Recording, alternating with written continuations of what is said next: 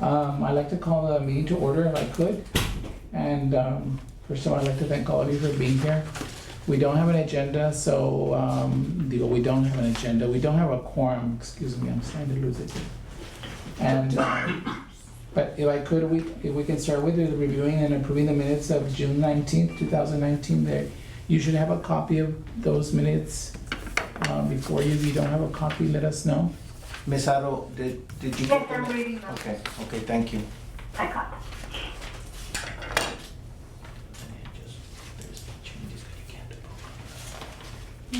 Cannot? Can we take note of it? You could take note, yes. Okay. Let's take note. Could you take note? Yeah.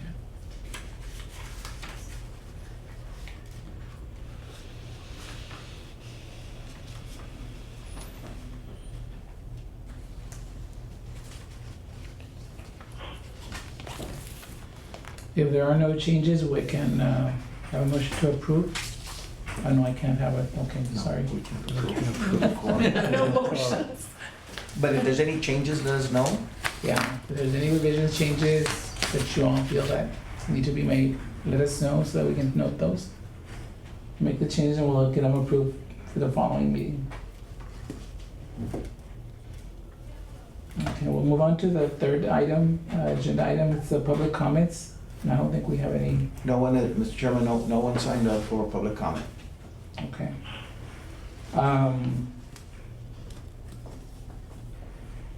I will make a comment if I could, just primarily about the last meeting that we had. We did have it at the Alamo Draft House. And through Mr. Delgado's efforts, we were able to see a movie, I guess primarily interpreting through voice, okay, and through description, which was quite different than what we typically, most of us are used to doing, and we lazily sit there and we just listen and look. And so I thank you for that experience, Mr. Delgado. I know you had a full house, okay, so it was good to see that the community was there to support you and cooperate and Yes, sir. do what they could. So you did a good job on marketing the movie, and the Lions Club was very good about promoting it and seeking us out when we showed interest. So I thank you for that work that you've done. Mr. Chair, if I may as well, the mayor, our mayor Pete Sines, and our two co-interim city managers, Rosario Cabello and Robert Leeds, wanted me to express that they couldn't attend, but saw the headlines on the front page the next day. And you're so right, Mr. Delgado, congratulations to you for almost 100 persons with the Lions Club, from workforce, the Blue Ribbon Committee, and the public and the children. Yes. Attended. And so the mayor wanted me to share with you that he was very thankful that you did that and to count on his support. In a little bit, you'll hear a little bit more what the city's doing, but certainly the co-interim city managers also expressed their support and apologies they couldn't attend the movie because they were invited Yes. as well, but congratulations when they saw the headlines on the front page. Oh, really? It came as on the well. front page? It was in the front page. I didn't know. Andrea, did you say it? Pictures From and everything, the sir. front Huh? page? With a big picture and everything on the front page. Really? Yes, it was Wow. beautiful. Well, I'm surprised. Well, we have it somewhere, so we can I- get more I- copies. I saw you read the article? See, Okay. That day when I was interviewed, I told her, I think her name is, well, I can't remember her name right now, Ashley. And I told her that I had a slogan for our group. And I told her that there's 3 words on our slogan. It's we understand, we overcome, and we succeed. muy bien. Yeah. So Yeah. good. Yeah, it came on the article. It did, I read that. Yeah. Well, we'll, I know we have it somewhere, but we saved it, and that will go to the archives and, It's there. and But I have send it to all saved the also, members. yes. To all the members. So, Mr. Chair, thank you for bringing that up. In addition to that, Thank you, sir. you know, needless to say that it goes without saying that the mayor's always been very supportive of this committee and all the efforts and anything that we've ever asked him to help us accomplish. So it doesn't surprise me that he's apologizing, but he has no need to apologize. We know that he's always been there for us. That's And so And so I'm very thankful that our current mayor is so supportive of the efforts and looks out for the residents with disabilities. And so just convey to him our thanks, but there's no apology needed. We will, Mr. Chair, and Ms. Otto, thank you too, because you brought to the attention 5 years ago the whole issue of theaters accommodating people with disabilities, and we met, you all met the Blue Ribbon Committee with the draft house Yes. management. Oh, yes. And I think, you know, that made a difference leading up to the great success that now Mr. Delgado did with the premiere of the movie, and having the public be blindfolded so they can feel what it is if you are visually impaired. So again, congratulations. Thank you, sir. And to you, Ms. Otto. And of course, the Alamo Draft House has always been very cooperative, and they're very progressive and innovative in their thinking, and they've always taken the lead in doing But also, I'd like to take this moment to thank Ms. Lupita Cepeda, although she's not here, but she was the one who initiated the talk with the Alamo Draft to get the venue. And I'm glad, Mr. Chair, that Mr. Delgado brings that up, because at the state level, she works for Representative Tracy King, but the Blue Ribbon Committee's many times been informed, and you all know that our state delegation is very committed. Senator Savarini passed some bills this year for getting coaches to be paid to work with people with disabilities, because some of the coaches don't. And Representative Raymond and Representative King very committed as well for legislation for people with disabilities, and certainly Lupita Cepeda and the staff of Representative Tracy King again supported this event. Yes. Thank you, sir. If there are no other comments, can we move on to item 4, which is discussion and possible action on next steps for updating on showing of public service announcements to hire persons with disabilities. And I think the two individuals that have primarily worked on it has been Erica as well as Dr. Ruth Incher. Mm-hmm. And so you're probably in a better position than anyone else to discuss the progress that you all have accomplished so far and where we are with that. Well, Eric and I met, and we used this facility to view, what shall I say, miles and miles of video, but we found sections by number that we could splice out and edit, and we wrote the script for each one, and we ended up with a possible 4, and the first one really is done except for the very end. Correct. That we're gonna flash information on who to contact, Correct. but we have 3 others. So the one that we had already completed and we showed to the committee a couple months ago was the one where the student is being interviewed. We will have one with highlighting the vocational program of the districts and encouraging the community to reach out if they're interested in those services through either district. We will have one with an employer, and then the last one was another student. Yes, and you know what? The film that we got from UISD was really good. I mean, the kids did so well, and the video shows their abilities and how well they work with others. You know, and then the employers, of course, had nothing but positive things to say. So it's all good. One of the things that we found when we were actually doing this is it does not say anywhere in anybody, no one said that these kids go out and work with the support of a job coach at no cost to the employer. That's one little piece that was missing, but maybe we could just put in the words in there. right at the end, maybe edit and just put, you know, if interested or for more information, and then at no cost to the employer or something, because no one really said that. And I mean, you know that because Yeah. you work and For we job do. sites, no Yeah, cost to the we employer. work with, you know, all our lives. Or the lives. So we know, but I think the general public maybe doesn't know, maybe they That's think, true. oh, that would cost me to have someone come work for me and help me. I mean, certainly it's gonna cost me something, but it doesn't. We can include that in the school district PSA, of Yeah. course. And we thought we put both LISD and UISD info, Yes. contact info. Mr. Chair and Dr. Ruthinger, what has already been created is good. So we just need from you all to give us the goal so we can air it. And thank you to the city's public access channel, because they're the ones who developed it, and Dr. Ruthinger and Erica working on it to make sure that it was done. And what was taped so far is, It's good. it's excellent. It's good. I have a recommendation for the video. I guess when you talk about UISD and LISD, if you could add, it's okay with the committee to add child fine. If you know there's a child with a very disability, important. and just Yes. add both school districts' numbers.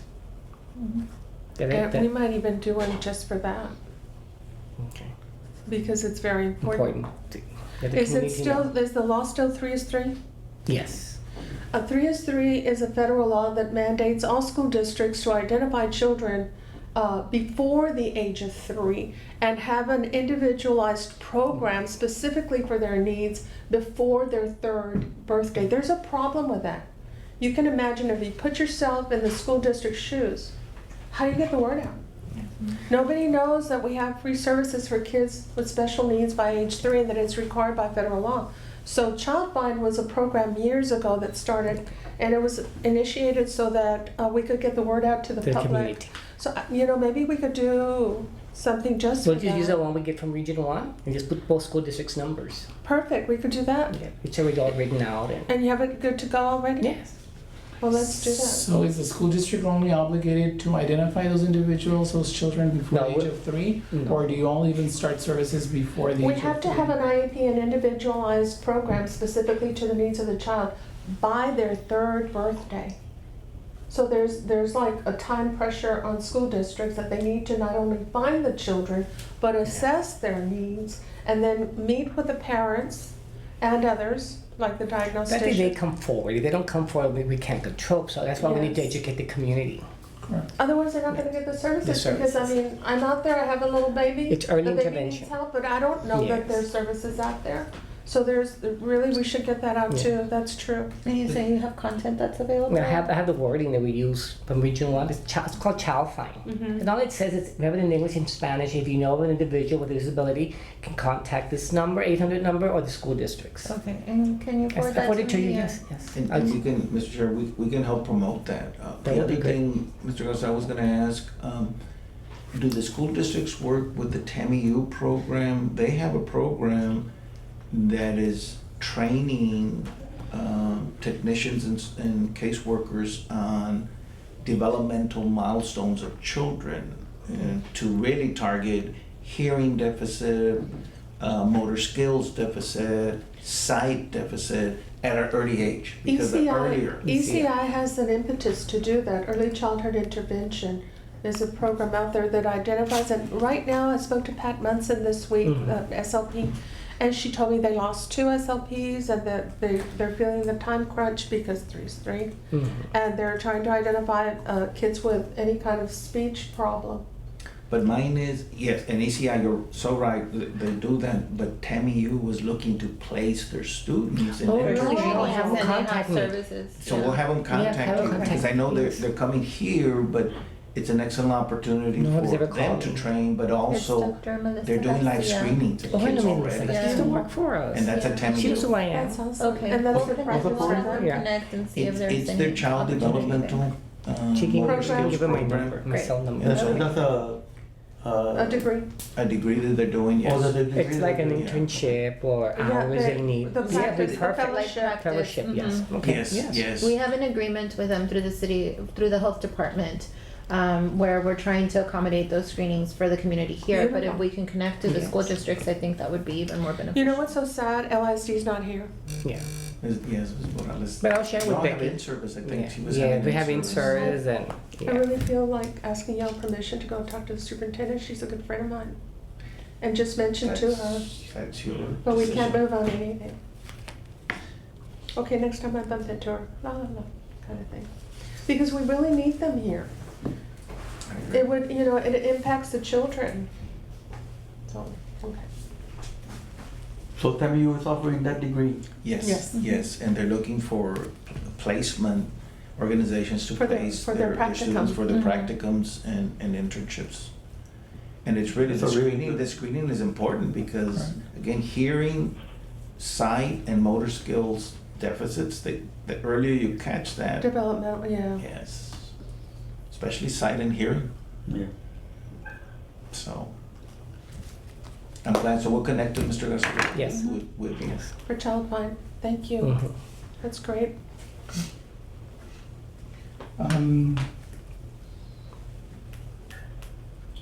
So going back to the public service announcements, do we need to view them? Well, the first one's good to go. The next three we have to actually get with Pat. We already have The scripts. We have the scripts, we wrote the scripts, we know what we want to do the voiceovers on. We edited and found the pieces of content. video, if you will, the content. Okay, so all we need to do is actually we didn't have the wherewithal to do it here. We need to do it at PAC, so that's the next piece. So just whenever Dr. Ruthinger's available, we can coordinate We with can go to Pat Pat. and get that going. So, I mean, If we could I do it don't like. see that I don't see it being a problem to have content available for you guys next meeting. Just so we can finalize and you can approve and we If can. Pat can just fit us in Mhm. at a time when we can both go, then we're good to go. Mhm. It won't take any time Yeah. because we've already done the editing. You're saying you already have at least one that's complete. Mhm. The one Well, we one showed that's a complete, the couple. one you already saw. That everybody said we need to put a contact person at the end, That's the remember? only edit that's needed. That's all we need to do, is put that at the end. And then the other three, we need to actually go and do the nuts and bolts of it Mhm. at PAC. Correct. So the first one that needs the information, the additional information, is that one ready to upload? Or what's? If Everything it's just the except the It just contact, needs that last edit with The the last contact screen, we in the need to- last. Mhm. We need to superimpose Okay, so for more it's- information, contact, that's all we need, and it's good to go. okay. Well, maybe we can do that, I guess, next meeting. We can view it, so we can give it our final approval. Okay. Thank you, Erica. Mhm. Dr. Ruthinger, thank you for your editing skills. We came up with doozies on the Mhm. script, both of us, wasn't just me. Mhm. Came up with some good ones, Erica. Okay, we can move on to the next item, is the update on the Mayor City Council action to develop MOUs for internships, job experience, and to assure interviewing persons with disabilities in any matter related. And I am sorry that I didn't do this earlier. Ms. Turkel, is that you? Am I pronouncing your name well? Turkel. I know that you're here representing the HR city department. Yes. Okay, and so I'd like to introduce you to the group. And I'm assuming that that's one of the reasons or Yes. to give us information on item B. I don't know if you'd like to take the lead on that? Okay, so what we're currently doing is there's 3 aspects that we're working on. One that we've already completed for this summer. So I'll start with that one. The Summer Earn and Learn with Texas Workforce Commission. The program started last month. This is the final week of those individuals that have participated. In total, we had 15 individuals participate Good. throughout the city. 15 in total, but then 2 had to drop out of the program. So we had a total of 13. We had 8 departments participate. So we had the Convention and Visitors Bureau, Engineering, Environmental. can I interrupt? I'm sorry. Ms. Gutierrez is joining us. Ms. Gutierrez? Yes, I'm here. I'm glad I'm able to be on the phone with you guys. Okay, we have you on one phone and we have this out on another phone. I hope it doesn't cause static, but now you have a quorum, Mr. Chair. Okay, perfect. Is your son okay? I know we got your message that you were. Yes, yeah, he is. He just came from out of the country. I'm getting a little bit of static here. He came in and he says, "Mom, my chest hurts," so I panicked a little bit, but he's okay. He's just getting in right now. Okay. Okay, Ms. Gutierrez. Yes. Hi, good morning. This is Daniel. We have Mrs. Turkettle, okay, from the HR department from the city of Laredo. And she was just starting her presentation, so I know that, of all the members, I know that you're the one who had vested interest and enormous amount of, the one who wanted to make some kind of changes within the city, so you're calling it at a very good moment. Good. Okay. Okay, so continuing, I was just describing the departments that participated in the SEAL program, which was the Convention and Visitors Bureau, Engineering, Environmental, the Health Department, our IT department, Library, Tax, and Traffic Department. So we had a total of 8 departments that participated in the Summer Earn and Learn. Could this you year. repeat the first 4? Sure, it's the Convention and Visitors Bureau, Engineering, Environmental, Health, IT, Got it. I got the rest. yeah, Library, Thank you. Tax, and Traffic. Okay, so it's been a good success. Their last day of participation is this Friday, July the 19th. That's when the program ends. And our thought is to provide like a recognition for them at council, just to recognize those individuals that participated since it was done citywide.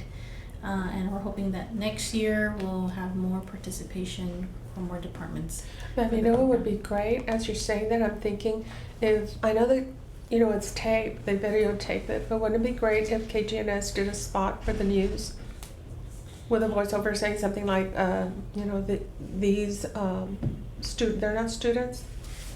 These They individuals? are individuals. Mhm. Okay, these individuals No, there are students, I'm sorry, because it's. participated in the Earn and Learn program with the city of Laredo, promoting hiring people, blah, blah, blah. Maybe that would be a good thing. You know, as soon as we get confidentiality okay from everybody. That would be such a great thing because it would be another promotion to get people thinking about hiring people with disabilities. Ms. Aro and Ms. Gutierrez, can you all hear? Yes. Okay, good, good. Great. Okay, and then the next program is, we're currently working on, or we've already, Yes, I can hear. we've finalized the MOU, Memorandum of Understanding, with Let's Go Texas. Well, That one is. Yes. That one is going to council on August the 5th for approval. And once council approves it, then that program should begin. The contact person for that program is Monica Flores from Human Resources Department. So she's gonna be spearheading that program on our end. can you tell us a little bit about Let's Go Texas? Sure. I know that Ms. Gutierrez probably has a little bit more knowledge into that, but it is a program that's going to be offered for individuals that are from older age gap to gain hands-on experience through the city. It's a non-paid experience. I know that there's some individuals that are already lined up to begin the program. One at the finance department through accounting. He is an accountant. And another one here at the health department. Obviously there may be other individuals that may partake in other departments within the organization, but it will allow them to work for 20 hours a week, non-paid experience, so that way they can put that as part of their resume, That's great. that they've done experience through municipal government. Mr. Chair, and for the city of Laredo, this is a milestone, and we were gonna, it's up to the Blue Ribbon Committee and city council meeting when this is presented to have members of the Blue Ribbon as well, because certainly individually Ms. Gutierrez, but you, Mr. Chair, Ms. Gutierrez and Ms. Amiguel met with the city managers to discuss that and also sensitivity training for city employees and then interviewing persons with disability. And then I'll update it. Mr. Carroll has information on that too. We welcome it, but here's your opportunity also. She's representing the director, Ms. Melina Bermudez, who has advised me that she's very committed to working, to making sure that people with disabilities are part of the workforce within the city of Laredo. She is, what, 1 month with us? She's been with us almost 2 months. 2 months, okay. Almost 2 months, yes. And so she's committed. As far as the individual MOU, as Mr. Kettle said, Monica Flores, the assistant director, is the point person for that MOU. but it will be presented, as Mr. Kittle said, at the city council meeting on August 5th. And so. And may I elaborate a little bit on the MOU? Sure. The MOU came. Hello? Yes, Can you all hear me? yes. Okay, the MOU came about as a result of a need to provide accommodations on site. I'm sorry, my phone, I can barely hear anything, so it gets muffled. As a result of a desire to provide accommodations to individuals with disabilities over the age of 24, because, for example, the SEAL program covers up to a certain age, and after that, it doesn't have those premises. So our goal is to be able to provide accommodations for anyone who comes on board through the VR program as what is it called, while they're working. And this could be individuals between the ages of, I think, 24 and up. Right now there is nothing in place, and on occasions people need trainers on board, and so that's what we are. We're an accommodation and a service to this free service to the city and a free service to the provider through the VR program. Thank you. Okay, thank you. And Ms. Gutierrez, we can hear you very well. I know I can. Every time I talk here, I hear like a static, so I'm not sure if I'm being heard right or not. No, we hear you very It's well. very clear, yes. Okay, well, I do appreciate the city collaborating with us, because I know it's a turning stone for us and an opportunity to service 100% of the community, and to educate those who are in supervisory positions so that they can feel more comfortable and more engaged in the process of integrating individuals with special needs. I just wanted some clarification. Carol, you mentioned that there will be recognition at council for the SEAL participants. Will that be on August 5th as well, or? I need to coordinate that. If not August 5th, the next, I know budget workshops start right after that, so. Well, I mean, it would be, I think, good timing, especially if this other item's also going to be presented with the MOU, and that way we can extend that invitation or remind the committee to Yes. attend to support those two items. Yeah, I'll try my best to get it for August. Okay, let me know if you need help with anything. Okay. Talking about connections, I'm thinking the ACs, if they could meet with this new person you said who has been with us 2 weeks at HR? 2 months. 2 months. 2 months, I'm sorry. Mhm. 2 months, maybe a meeting between the BACs. And Dr. Riesinger and Mr. Chair, I think in my discussions with her is exactly that, to meet with the different folks, with Tina, who does the tennis with the visually impaired, and certainly with BAC and workforce. And so I think she wants to just scheduling that That would be as well. great, because then, And with the schools, to meet with the schools, the programs that are at the schools, I think that's critical. because I don't think in our city there has ever been that type of inter-office communication. What I mean is intra-office communication where everybody's doing their part, but we're not talking to each other. And if we could facilitate, like the vocational adjustment coordinators, they're the ones that are training, they're spearheading the training of kids that are getting ready to graduate and looking for a job with skills. And we're looking at the impetus of this program to provide opportunities. So if they got to communicating, I think that would be a very good thing for the kids. Yeah, I agree. Well, in developing that pipeline for whatever Exactly. potential careers or, Exactly. To collaborate with each other. And Mr. Chairman, again, going back to Ms. Bermudez, the new HR director, and wanting to sit down and dialogue. That's huge. Specifically, when I mentioned the Cherish Center, and so we're gonna try to get Have a a call date so we can go. I think that at UISD is an excellent training program for kids with disabilities. And so she needs to see that. Okay, I yes. mean, you all have seen it several times, and it's a great training program. So let me ask you a question. Regarding like the MOU, how do these individuals access the city? Is it through the VR programs? It's through From Ms. Gutierrez. it's through the Let's Go Texas. So she's gonna be providing the participants to the city. And Let's Go is for 26 and over, correct? Yes. 24. 24 and over. Okay. 24 and over. Yes, because I know that VRS has certain programs where they provide paid work experience, but these are individuals that are out of that, whatever their gaps, parameters, the yeah. parameters that they have. So it's to facilitate those individuals that are over that Over, age gap. yeah. Mhm. And let me go back to the previous program you spoke about, the Earn and Learn.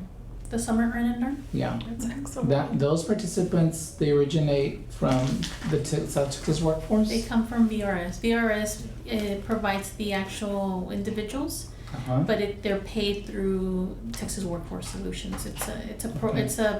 They get money, and it's going to be an ongoing program they've had for the past. This is the third Yeah. year.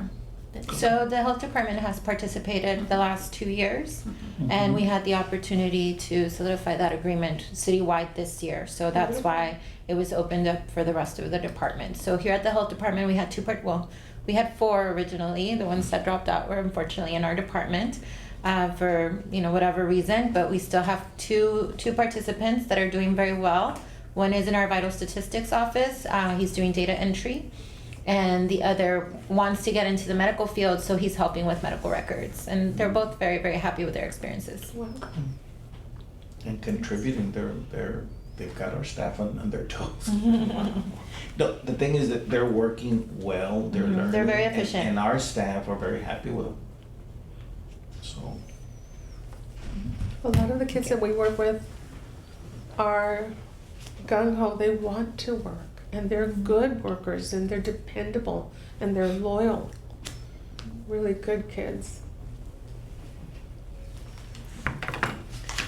Mr. Chair, and the third item here is the mayor is working with the city managers, and we're waiting for the new HR director to start to look at giving the same designation as we do with veterans to allow us, and Mr. Kettle is here from HR, if she might be able to shed some information too, but to also consider them just like the veterans, at least for an interview, not necessarily to hire. You hire But an your interview. best.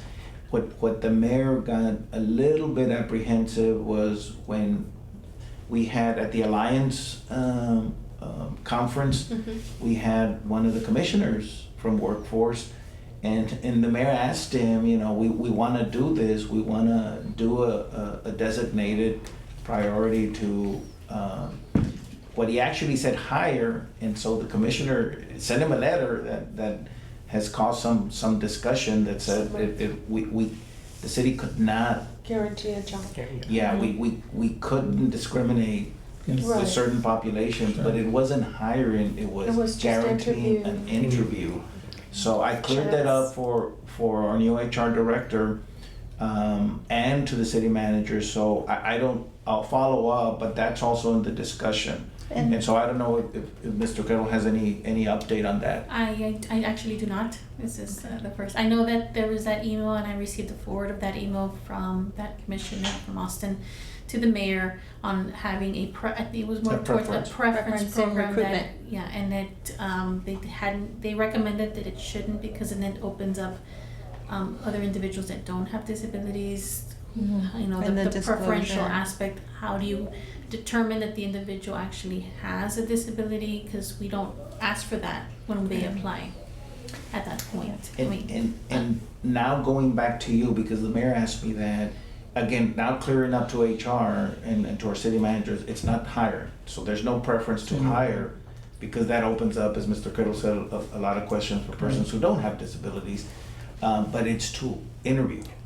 It's just to interview. Chance. And so, to you all discussed that, and now, and maybe not today to answer it, and Ms. Gutierrez and Ms. Haro to join in, is how do we disclose that they have, how do we know they have a disability or not? And so I think Without early validating discussions, Yeah. early discussions from you Yeah, is, because of the EO.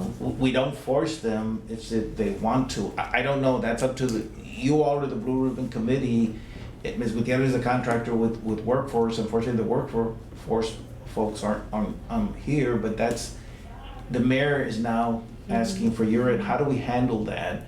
Because you certainly want to protect and There- we know the that from other confidentiality, issues, yes. right. And I mean, if I could add, Dr. Gonzalez, this was an idea derived, I mean, solely from Mayor. He was the one that posed that question to the commissioner about any type of preference or how to flag or signal to provide at least the opportunity for an interview. And of course, there's other things that come about when trying to sort out the details. So again, we want to be compliant. We want to make sure everything's in line. I know the commissioners, in that email, the commissioner's recommendation was to focus on recruitment rather than hiring, and I feel like some of those activities kind of are already in motion with these MOUs, with these partnerships with workforce. It's just solidifying and really strengthening those bonds with workforce and getting a little bit creative as to, again, how we develop that pipeline to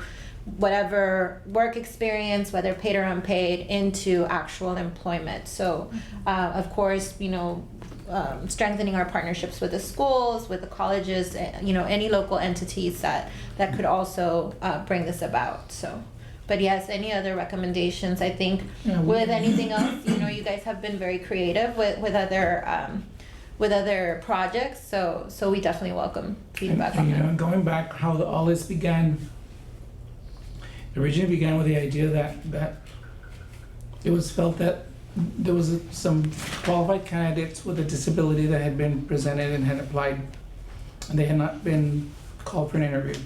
Okay, so all along it's been about how do we get them to at least be interviewed. It was never about preferred, a preference for if you have a disability, you're 5 points ahead of everyone else. That was never the issue.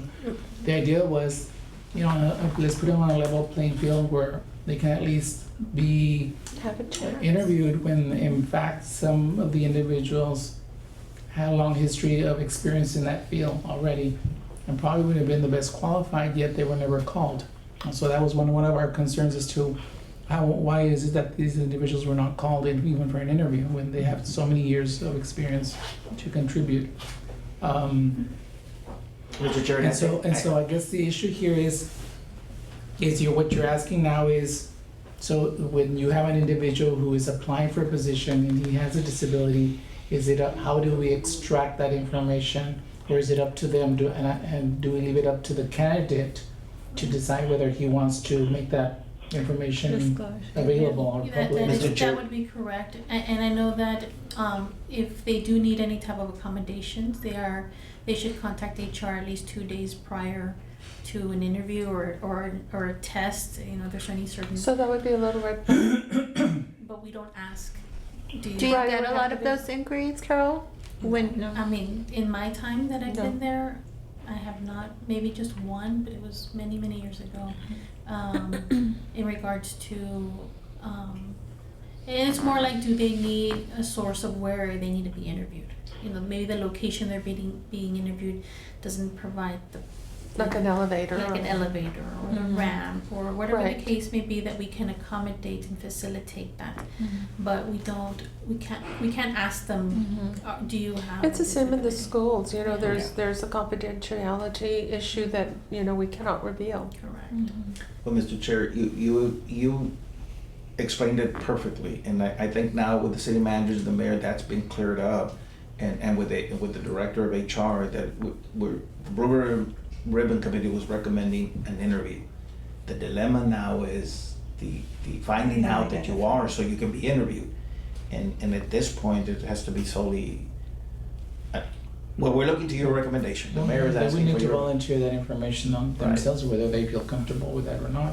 And would we fall into this discriminatory, like the other, Yeah, it's the other way reverse around? discrimination. It can so be it viewed could, as is it reverse discrimination Like because a now we're giving preference, preference to yeah. individuals with disabilities. Yeah, because then you start looking at all So- the different type of aspects of discrimination, like, okay, what if I have a preference for my religion, for my race, for all those areas that are part Right, of E. civil rights. Right. So are, having preferences for all those things so that you don't discriminate anybody.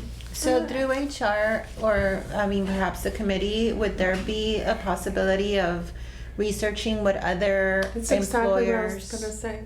have What have other done? people done? Like, remember Cecilia brought up hiring the handicap, for example, people with disabilities in San Antonio and the programs they have in place and things like that. Maybe she could get some information for us. Cecilia, are you there? Ceci? Yes, I should have. Hello? Yes. We can hear you. And I know the federal Okay. government has an aspect for that, but they have separate positions that are specific. I'm sorry, for could you repeat exactly what you needed? No, I was recalling that at a meeting you were talking about a good example for hiring people with disabilities can be found in San Antonio. And you mentioned several examples and aspects of it. And I was wondering, as to this question about revealing confidential information in the employment process, could you find out for us what it is that they have in place? Well, it's in every application. Every employer has a document when people sign on, and HR can tell you right there. It says, and I'm assuming the city of Laredo has the same thing. It says, are you a veteran? Are you, and it goes through the process, and it tells you there if you choose to disclose. Now, people with disabilities can choose not to disclose, and of course, no disclosure, no accommodation. Okay. But it is an option. I want to say I do applications almost on a weekly basis, 20, 30 applications for people. And the question always comes up, are you a TANF recipient? Are you a recipient of VR services? Are you a veteran? All those questions come in place. And so if the city of Laredo has it, and I believe they do because we've done several applications with the city, and we haven't been able to place anyone yet, but we have done several applications with the city. And when that happens, you see that question pop up. So what we do is we educate the customer as to how to answer that question. Some people say, I don't want to disclose, and if they don't disclose, they cannot request an accommodation. Now, some people choose not to disclose when they apply.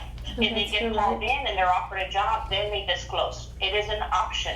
We are an informed choice provider, and we are an informed choice based on the standards that the state has. So all employers across the state of Texas, unless you have a mom and pop shop, are going to ask you that question.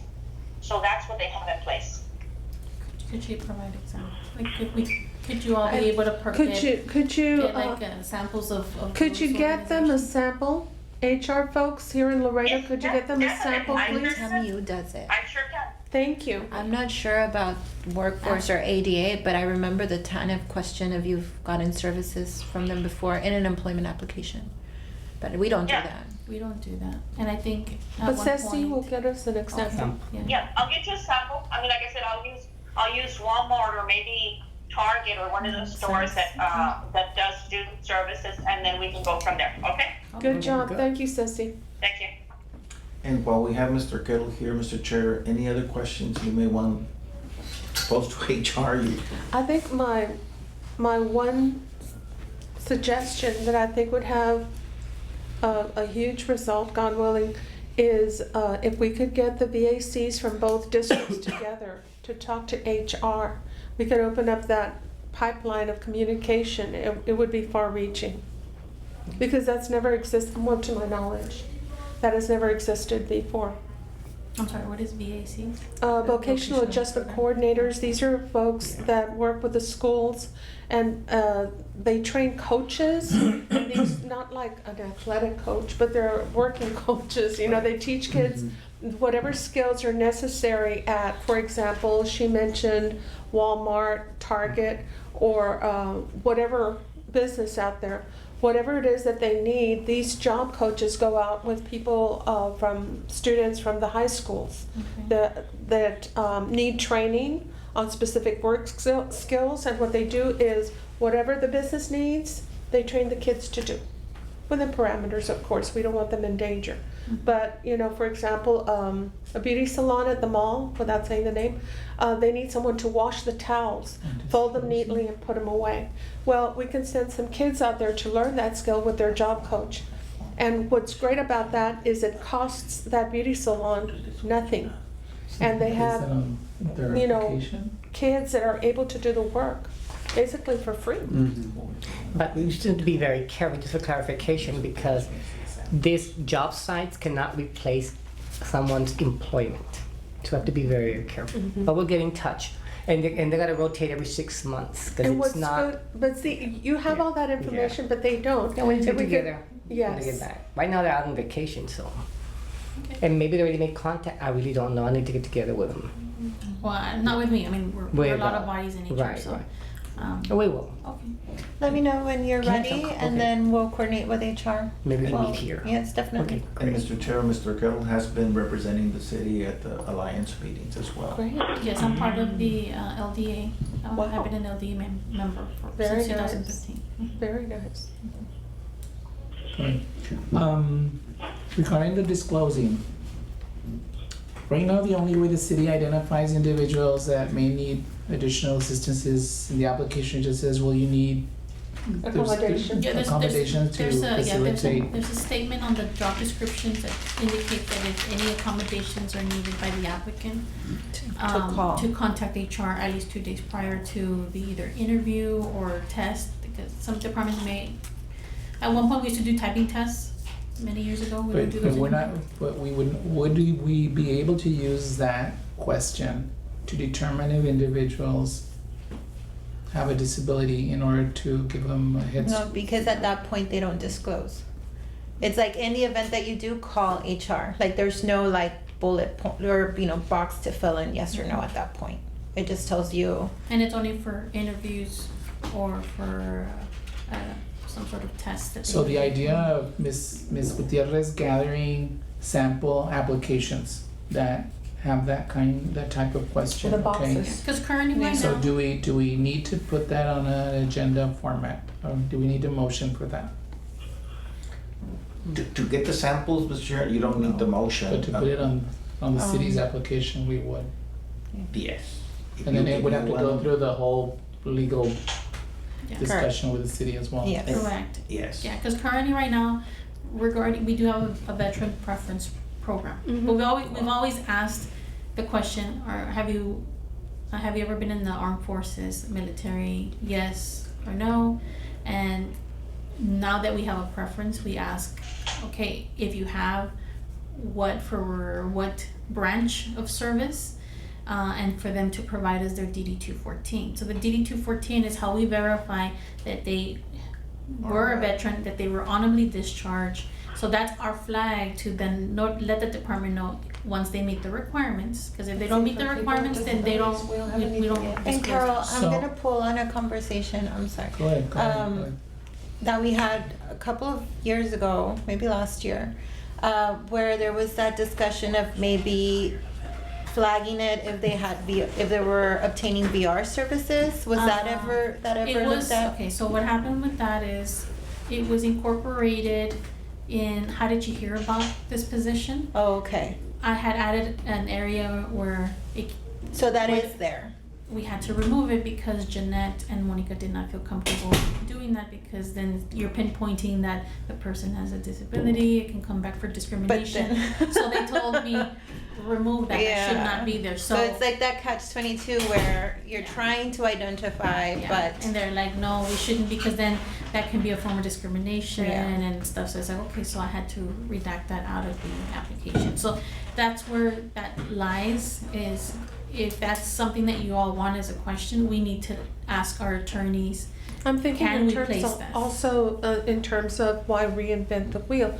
If we have, like for example, San Antonio, who's already been through all of that, then we could perhaps Yeah, I mean, if the city of San Submit- Antonio. submit an example and then have them, well, who did, is it legal? Well, San Antonio has in place, you could contact them, blah, Yeah, blah, if the blah. city of San Antonio has something like that, then go ahead and send it Mhm. over to us, and we'll review it. And go So- through our attorneys regarding So, just for my information, I don't know if everybody's, so when you ask individuals to identify whether they're veterans or not, that. Mhm. okay, what kind of, I don't even wanna use the word, but what kind of benefit. difference or preferential treatment do those people receive? It's just interview. It's just interview, Which so. is So if you're, Let's so say- if you're a vet and you meet the qualifications, you are going to be interviewed. Well, the way the policy reads is, for an individual who's a veteran, they must disclose their DD-214 and show that they were honorably discharged. If they were dishonorably discharged, they don't get the preference. They're just treated like A everybody regular else. application. At the department level is for interview aspects, if the department is gonna interview between 1 to 6 individuals and they have veterans within that pool, at least one needs to be a veteran from that pool of individuals. If it's 7 or more, it's a percentage. I believe it's 20% has to be from the ones that are veterans to be interviewed. And that's it. It's just for interview. It doesn't guarantee a job. It's just that they will get an interview. It's just a chance. That's it. Okay. And Mr. Chair, it works because I certainly have gotten flagged at least a dozen veterans for different positions, and we've hired 2. Wow. They were the best candidate, but we got the flag to interview them, and we did. We've hired 1, and we're about to hire a second one. But that's not a protected class like disability would be, which is why we are in this limbo of how do we go Civil rights. about it. It comes back to like identification without So are asking you the saying question. if they have not been identified as veterans, you probably would not have interviewed? You can say we don't No. know. We don't know. You can say that, that's fine, you know. In one, It's for sometimes- sure, In a perfect world, because the person had outstanding, caught our attention from the very beginning because of the Right. qualifications. So Mhm. it wouldn't have mattered, we still would have interviewed.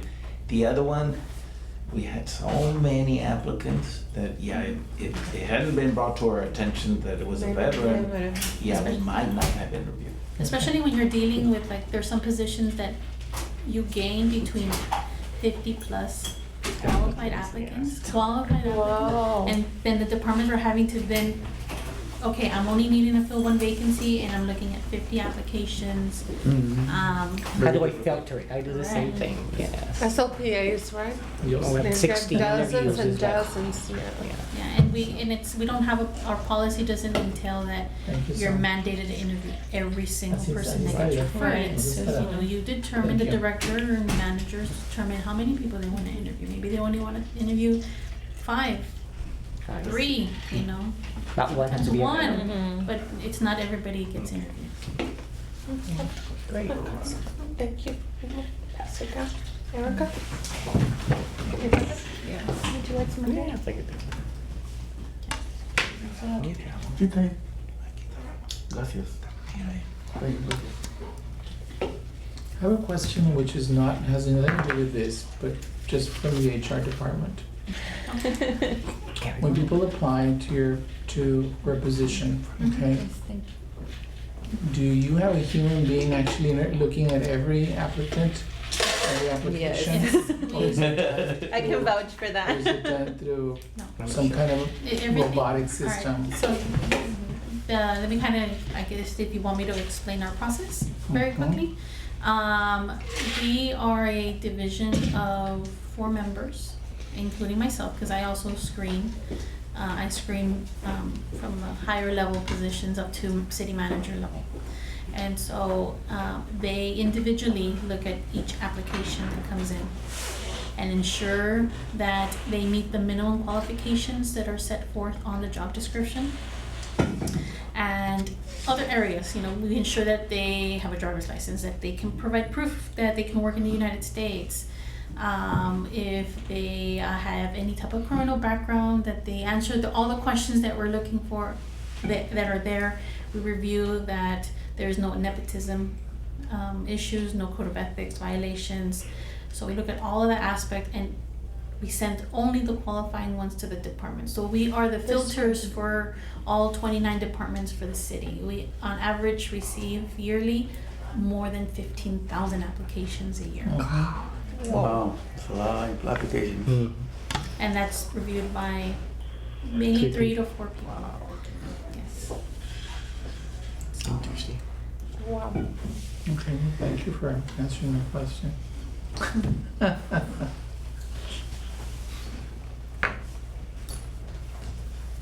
Any other questions? No? So do you feel you just went through an interview with us? Yes. And I just did an interview with KGNS for the city manager recruitment that we're doing right now.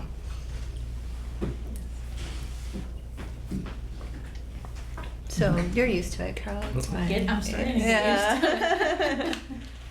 Okay, can we move on to item C as events planning, White Cane training for Parks and Department and accessible parking.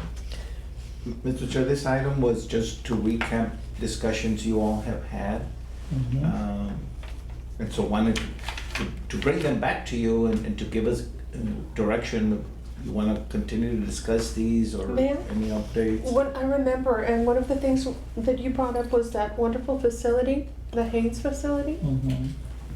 And we discussed about, we'd love to see more programs that are accessible for kids with disabilities, for example, in the summer, but really, you know, all year long, because now we have this beautiful facility.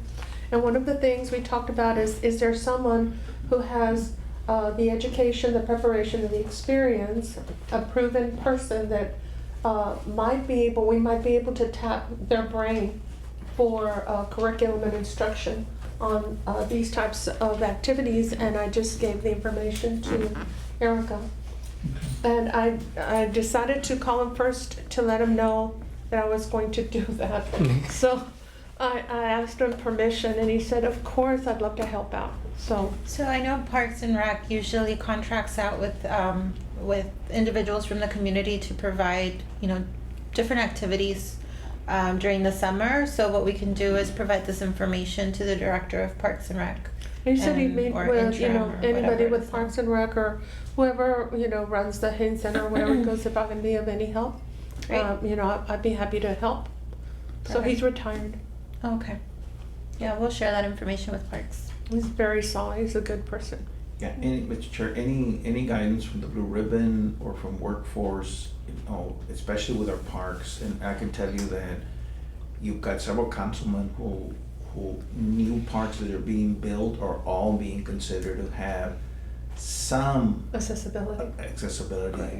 One of the They newest just- parks yeah. has a swing Mhm. for people with disabilities. Oh, really? It's great. Oh, good. So, I and just these read are it. some, in part because you've educated the mayor, and you've got some councilmen as well. And Workforce has been doing some outreach as well. And so that's, at a council meeting specifically, Parks was asked to develop trained personnel to be able to provide You accessibility. see, that's what Coach Carmelo Gonzalez can do. So now that we got the contact, we'll And I gave you the phone number. Yes, I'll because share the that. other one who has done is Tina. Tina Trevino, she's For the trained tennis. for the tennis and creating them. And Coach Carmelo's like all sports. Okay. Good. So this coach, Carmelo, teaches individuals how to teach. He can be a trainer of trainers or however you want to do that. Okay. Because he spent his whole life basically working with students with disabilities, doing his title is adaptive physical education coach. Okay. We'll give it to Parks. The final thing, Mr. Chair, was either here or as an announcement, what do we need to do to prepare for the White Cane? Because the mayor's already asking me. When is the next When is White it? Cane? But we Mr. Lemon? want to make the date it's supposed to be on October the 15th. October. We have so much going on in October. That would be the official date. I think it falls on a Wednesday, if I'm not I wrong. think so.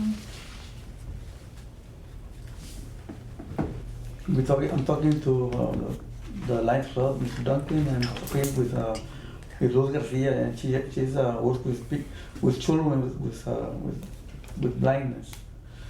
I think she was there at she was there at the event, and she was telling me that they're planning to have the White Cane Day on the 15th. We're going to try make it at a school. School, either elementary or high school, I don't know. On all schools, either LISD or UISD, but we want to make it. We want to make a walk at a school campus. Okay, if you don't mind, let me go ahead and speak to our superintendent. Maybe we can sponsor it. Well, not sponsor it, but offer maybe the SAC. Oh, that that'd would be be really nice. beautiful. So And there's let me, plenty of parking there's there. parking there, and Okay. Let me look into I'll it. let them know. Please.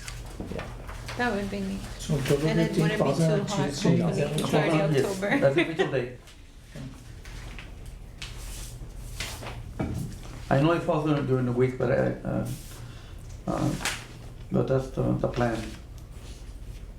Maybe also involve, like, not only, because I know last White Cane, they brought up the students from both districts. that- involve more But students. maybe involve a diverse group of students that would come by and, Very nice. Yeah. Inclusive, mm-hmm. for awareness, support. To just have to check our calendar, see what other events we have going on. We already have a Yeah, calendar for the I bet. entire year. There's no testing yet, but still. Yeah, but if I'll you get do, back to you all. yeah, if you're able to do it district-sponsored, Yeah. quote unquote, then perhaps we could get participation of just, Yes. you know, just open to the students to kind of get that Yes. Okay. awareness. Inclusive yeah. schools, Mhm. that's good. Mr. Chair, Mr. Delgado, I can tell you that the mayor was very impacted when he walked Mhm. blindfolded. He did the whole way. Yeah. He walked the whole. He did. Mhm. 'Cause We had And the sidewalks, no están. Oh, yeah. No. There was They're like not construction even. starting I mean, you that could very time. easily trip. I think we had all associate superintendents participated, so they were much impressed. So maybe they'll support it. I'm sure they Really will. neat. Just have to get it approved. Okay. Yeah, the mayor did all 3 blocks. He did? That LISD is missing out so much. And the last item we have here is the accessible parking. I know that there had been a discussion with the city regarding increasing the accessibility parking spaces per business or property or et cetera. And I know that's a lengthy challenge because there's different, I guess, different vested interests there, okay, about whether they should or shouldn't, or whether they can or don't want to. But I do think that regardless, I think that the numbers have not changed and they remain the same, and they're just as convincing, okay? There's quite a number of people out there with accessibility parking placards, okay? That we know on a yearly basis. I think it was like 4,500 that are applied for and they are received. Those placards are good for 4 years. Okay, so you're talking about at least 16, 20,000 placards, active placards that are out there. We're not even talking about the individuals from Mexico that are coming across and also have placards. And so there's quite a bit of individuals that are a whole lot more mobile than they were 10, 15, 20 years ago. Mm-hmm. And so that's probably something, an item that we probably need to go back and try to figure out how we can maybe not totally get what we want, but at least negotiate Some kind something of or, increase. okay, but it probably needs to be changed a bit because I think the minimal standard is 21 per 25 spaces or something like that. And sometimes just alone, if that company or organization has an individual or somebody on their workforce who is already using that space, then there leaves no space for anyone else. That's right. Mr. Chair, yes, right now the standard is 1 per 25. Yeah. And so, on this one, Mr. Chair and committee, if you want, Mr. Linares, the acting director for building, has expressed that he'll come back and give one more orientation and his recommendation how we can do this. Okay. And it may be a good thing to do to bring him back. I know he gave a very good presentation last time, Mhm. but it's been a while, so to bring him back and Refresh. have him, and he's very willing, you know, to come back and discuss the different strategies. Because in this one, the committee, in making a formal motion, would have to also meet with the committee that oversees any changes to building and construction. There is a technical review committee, it's called. But I think hearing from Mr. Linares, who works with him, that's a committee he has to work with, can give us insight.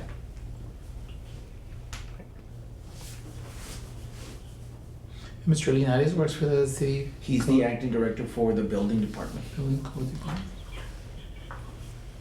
Okay. Yeah, we had started that crusade, okay, and And you went on public record about it too, I guess, You were I on- guess on KGNS, remember? we let the fire burn out and we didn't put any more logs in there, but so we need to go back. Go back. Okay, so yeah, that's something that probably we can do this coming year again. See if we can get it, this time we need to make sure we execute all the way and get it done.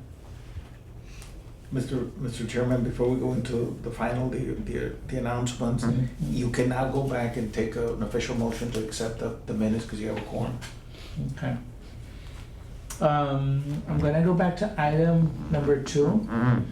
And I need somebody to, since we have a quorum now, which we did not at the beginning, I need someone that was here the last, who's reviewed the minutes and was here for the last meeting. I need a motion and a second. I make a motion to accept the minutes. I'll second. Okay, okay, thank you all. So we've approved the minutes for June 19th, 2019, then, thank you.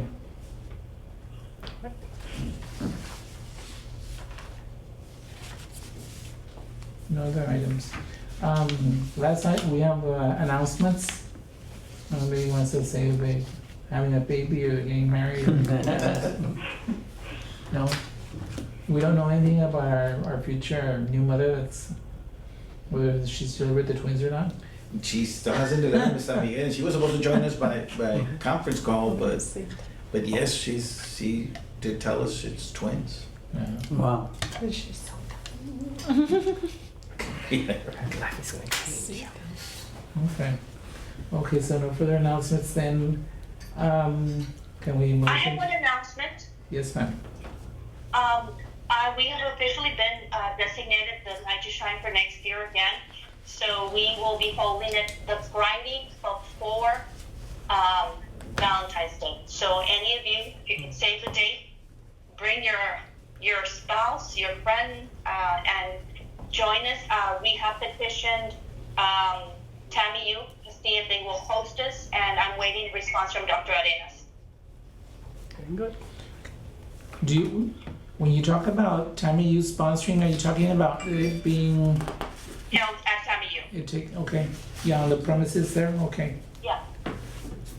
Ms. Gutierrez, and you said this is the day before Valentine's?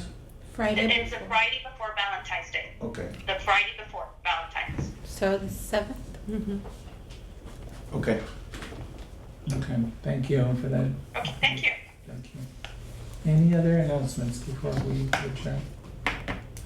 If not, I'd like to adjourn the meeting and I need someone to, I make a motion to adjourn the meeting. I need a second.